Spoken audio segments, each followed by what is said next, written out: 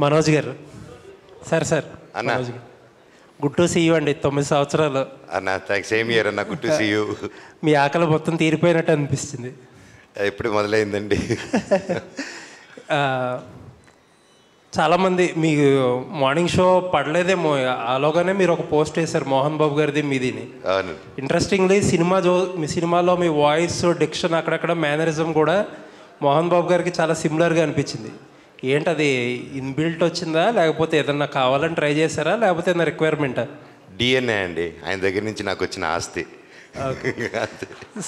సరే, ఇప్పుడు ఆస్తి టాపిక్ వచ్చింది కాబట్టి ఒక హార్డ్ డిస్క్ ఒకటి మిస్ అయ్యింది, మీ దగ్గర ఉందని అంటున్నారు. మీకు ఇచ్చాను, ఎక్కడుంది? మీరే కదా నా రోజు తీసుకున్నారు. అంటే మనం వచ్చింది సినిమా టాపిక్ కాబట్టి I want to stay in that topic అండి. అండ్ నేను మొన్నే చెప్పాను, బర్త్డే తర్వాత ఒకప్పుడు సరదా ఫన్ చేశాను. ఒక సినిమా ఎంతోమంది కష్టపడేది, అండ్ మా భైరవం సక్సెస్ని, మా ప్రమోషన్స్ని, మన పాజిటివిటీని, సో నన్ను ప్రొవోక్ చేయాలనుకుంటే ప్రొవోక్ చేయలేరండి. ఇంతమంది ప్రేమ ముందు అది కనిపించలేదు. So I don't want answer that, and I still wish the best for Kannappa. And ఆ సినిమా గొప్ప విజయం అవ్వాలని మనస్ఫూర్తిగా దేవుడిని కోరుకుంటున్నాను. Thank you.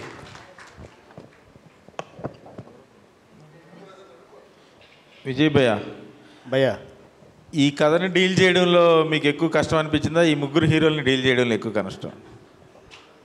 స్క్రీన్ మీద ఎవరి ఇంపార్టెన్స్ వాళ్ళకు ఉంది, ఎవరి ప్రెజెన్స్ వాళ్ళకు ఉంది, ప్లస్ చాలా బ్యాలెన్స్డ్, అంటే క్యారెక్టరైజేషన్స్ కూడా అంత బ్యాలెన్స్డ్గా ఉన్నాయి, చాలా వేరియేషన్స్ కూడా ఉన్నాయి. సో వీళ్ళ ముగ్గురు ఈగోని సాటిస్ఫై చేయడంలో కానీ, వీళ్ళ ముగ్గురిని హ్యాండిల్ చేయడంలో కానీ మీకున్న ఎక్స్పీరియన్స్ ఎలా ఉపయోగపడింది, ఎంత కష్టపడ్డారు? అంటే ముగ్గురిని హ్యాండిల్ చేయడం చాలా ఈజీ అయింది. నాకు ముగ్గురిని హ్యాండిల్ చేయడం చాలా ఈజీ అయింది.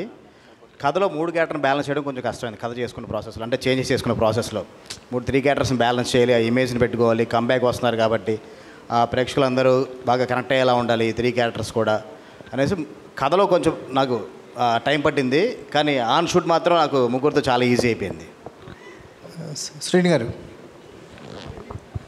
సార్, అంటే సీత నుంచి ప్రయాణం మళ్ళీ కొత్తగా స్టార్ట్ అయిన అనిపించింది. సీత, రాక్షసుడు, భైరవం చూస్తుంటే ఈ అండర్ డాగ్ క్యారెక్టర్స్ అనేవి మీకు బాగా వర్కౌట్ అవుతున్నాయి. అంటే పెర్ఫార్మెన్స్ వైజ్ చూసుకున్నా మీకు సినిమా బై సినిమా పెర్ఫార్మెన్స్ గురించి మాట్లాడుకుంటున్నారు. ఈ 3 సినిమాల్లో భైరవంలో కొన్ని సీక్వెన్స్లు అయితే టాప్ నాచ్ అనిపించినాయి.